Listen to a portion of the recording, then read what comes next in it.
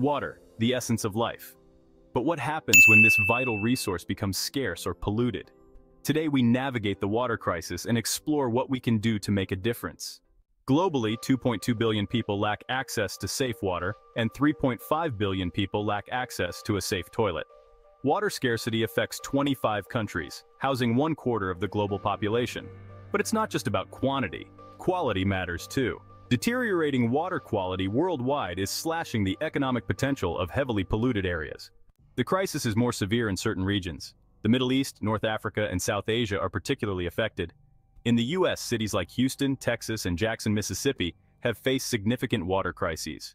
So what can we do? Remediation efforts are underway globally.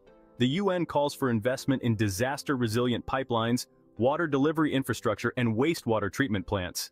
Innovative companies worldwide are playing a crucial role in navigating the invisible water crisis.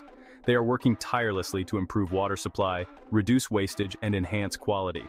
These companies are leveraging cutting-edge technologies and innovative solutions ranging from green hydrogen to desalination to tackle water scarcity and pollution.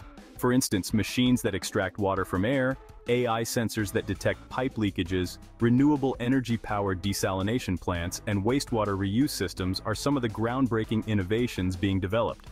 However, these solutions require substantial investments, creative policies, and public support to scale effectively.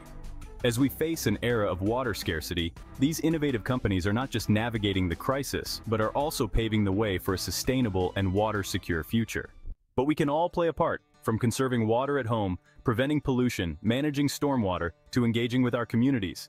Together, we can navigate this crisis and ensure a sustainable future for all. Remember, every drop counts. Let's make them count together.